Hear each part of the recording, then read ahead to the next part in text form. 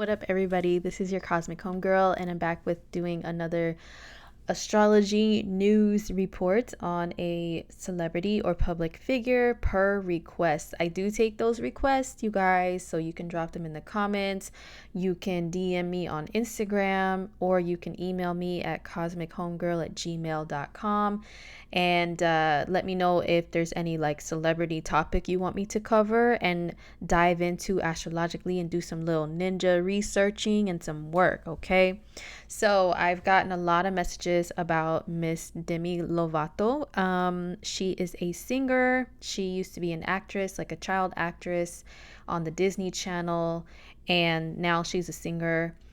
And she has struggled a lot with addiction, and now she's had a big time relapse, unfortunately, to where she had an overdose the other day. So really rooting for her to get her strength back, to be able to, triumph over this, and maybe be on a steady path to recovery and to better health overall, for the rest of her days. Okay, so we wish her the absolute best. Send lots of love and good energy to Miss Demi here.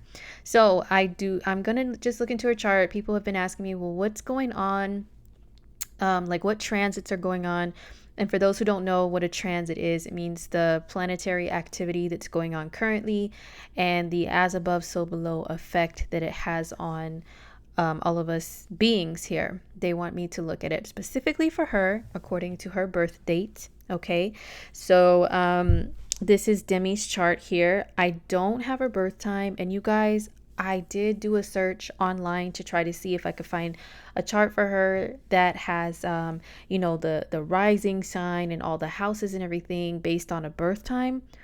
But let me tell you, there was like 50,000 different ascendants for her, like different charts, different birth times, and even 2 different birthplaces. And I was, ain't nobody got time for that. Okay. I'm just going to look at it from a point of view of only solely her birth date and year, and we'll take it from there. Okay, because there's still a lot of things that we can see in astrology even if we don't have the birth time. The birth time definitely adds a whole other layer of it, more detailed information that we could see about a person or an event happening in their lives, but we can still see some things here. Okay, so this 12 o'clock p.m., this is not, as far as I know, it's probably not her birth time. So these are all the planets in her natal chart, or a map of the cosmos at the exact day that she was born. Okay, so I guess, there's the moon is the only luminary. Well, it's in astrology we call the moon and the sun, we include it in with the planets just to kind of like shortcut, get down with the lingo.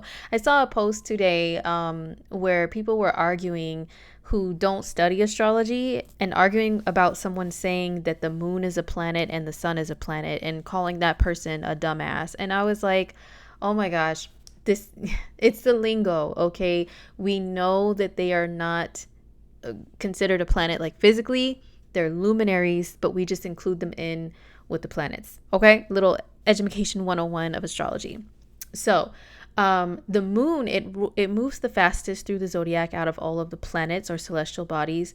So it could be anywhere from, I think, like 13 to 25 degrees of Taurus. All right, so the degrees are important, and I'll get to that in a second of why.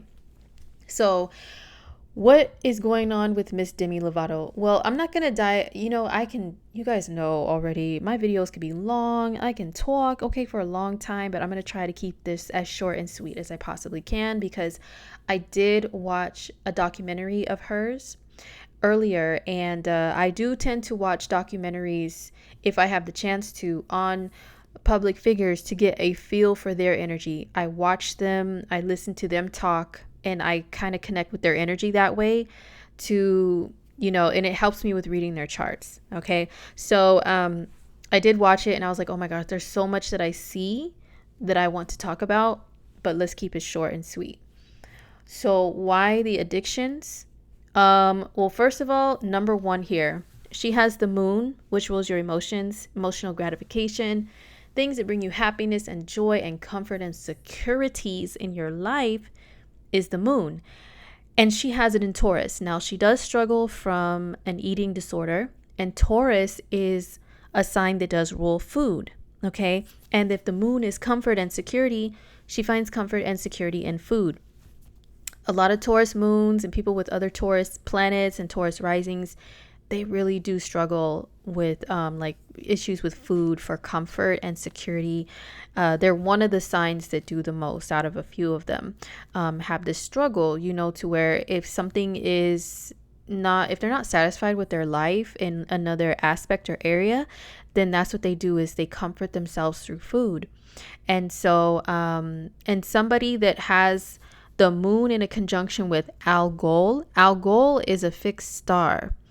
And there, I can go on and on about Algol, but moon conjunct Algol people, they tend to really struggle with addictions hardcore in their lives. And they are the people that are the ones that it's, some of the ones that it's so hard for them to get over stuff. You know who also has this placement? Lindsay Lohan. Lohan has the moon in Taurus conjunct Algol. Okay. So, and look at, she's struggled with addictions. I think as of right now, like 2018, Lindsay Lohan is supposedly, she's doing good for herself. She's got a couple businesses and she's like overseas with businesses and all this stuff. Like she's chilling, she's good. But wasn't she like a hot mess in her early years, with drugs and everything? So this is why, because it makes you do things in excess. Algol is said to be one of the words that is associated with the word alcohol. Okay. And it has to do with like losing your head over things. And so this is one of the roots of her addictive personality.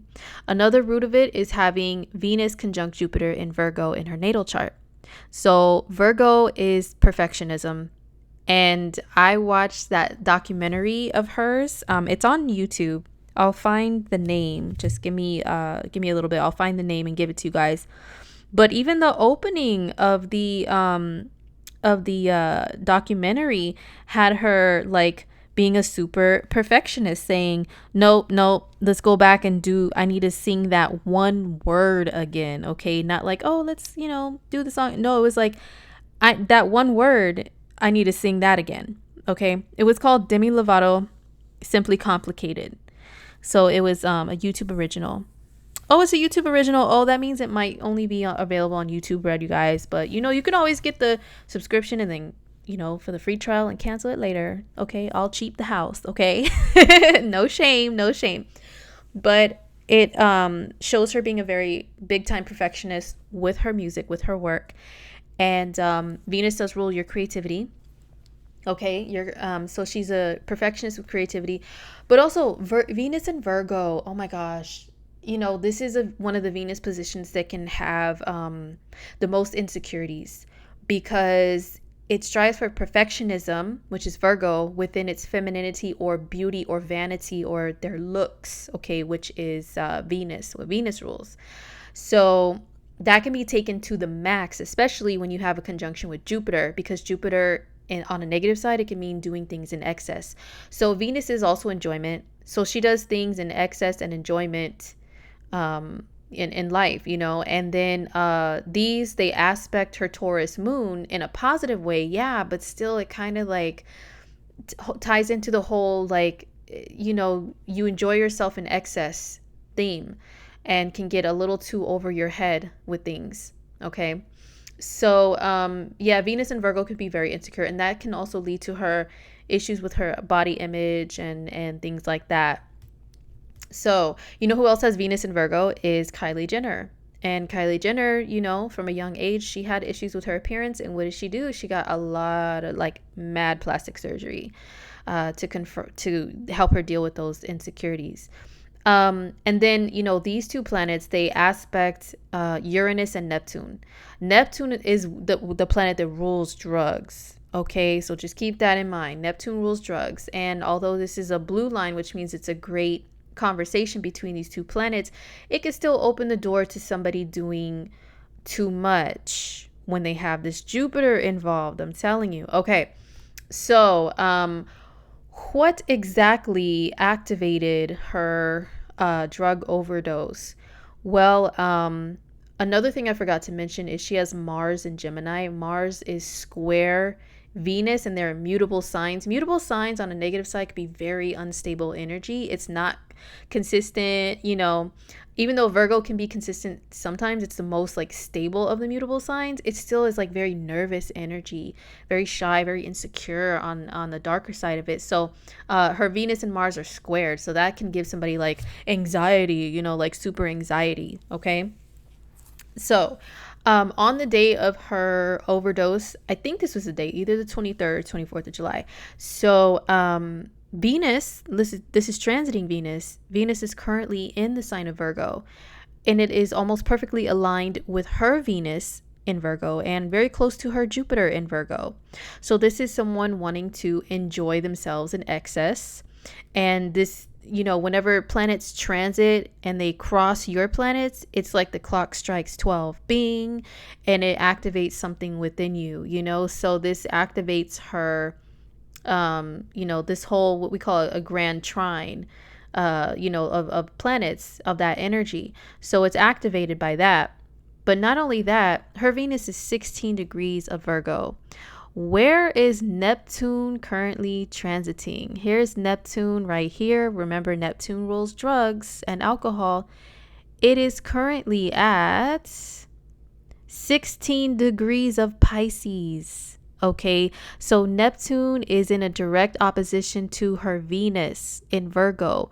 So that means her Venus, her enjoyment, sense of enjoyment, is looking at Neptune, receiving like this negative energy from Neptune, activating her addictions. And Neptune has been in the sign of Pisces since 2011 or 2012, I believe. Hold on. This is a website that I use, you guys, drstanley.com, to quickly reference the astrological timetables of the planets and where they're at, and during certain times. So let's take a look at Neptune. So Neptune, when did it enter Pisces? 2011 for a short period of time, retrograde back into Aquarius, and it went back into Pisces 2012, and it'll be there till 2025. So this means that she will probably be tempted until Neptune leaves Pisces, to slip back into her addictions. Okay. But the thing that is making it so hard for her right now is the degrees of the planets do matter. And this is another reason why, it's important to take a look at not just someone's sun sign. She's a Leo, but that's not all there is to her. But also, take a look at not just August 20th, but 1992, and then, her place of birth and all that, because we can see the exact degrees that the planets are at. And then when is the clock striking 12 on certain things, So Neptune is at 16 degrees Pisces, opposing Venus here, 16 degrees. So that's what's mainly causing this total like relapse, that's really bad. It sounds like it's probably been one of the worst from what I have read up on her today. If it wasn't, let me know. But yeah, so that is what is activating it. And in return, it activates her natal Venus and Jupiter thing here, and then her square to Mars. Her Mars is 16 degrees of Gemini. So there's this whole 16 degree thing that's causing anxiety and excess for her right now. So another thing is there have been eclipses on her sun sign and on her sun in Leo since 2017. And that can make somebody's life change in really big ways. Eclipses can bring anxiety too. It's like a time of change, extreme change and transformation. But some people are not really prepared for that, and they're the ones that get like really like nervous and stuff around eclipses. They feel something's brewing, something's changing, but they're like, I don't want things to change. And she's a Taurus moon. Her comfort and security lies in being comfortable and secure and steady where she's at, not wanting to budge. Taurus energy is so resistant to change, you guys. Trust me. I have 4 planets and 1 asteroid in Taurus. Okay. change gives Taurus anxiety, like big time. So, eclipses on her sun are pushing her to like, hey, you need to change your image, you need to change your life, you need to change your body, all that stuff in a really big way. But then her moon is like, oh, I don't know about all this. Like all these eclipses in Leo have been squaring her moon, which is like agitating her moon. So it's really tough for her right now, you guys. There will be eclipses in the sign of Leo up until January of 2019. There is one that's coming up that's brewing actually on August 11th. And remember, I always say with eclipses, we can see and feel and experience the effects of them up to a month before they happen. Okay, and this is only a couple weeks away, like two weeks or so, 2.5 weeks away from the next Leo eclipse. So it just means that there's a total breakthrough and change that has to happen with her, like re-imaging, redoing and restructuring her life and her image that she has of herself and the expression that she puts out there of who she really is. She just has a lot of deep soul diving to do. So I wish her the best of luck. I hope that that's something that she is able to do. But just to answer the questions of what's been coming through to my inboxes and stuff, this is what has activated Demi Lovato to go into a relapse, unfortunately. So yeah, we wish her all the best. And, for this opposition of Venus and Neptune is very temporary. Venus moves around the same speed as the sun does usually, unless she goes retrograde.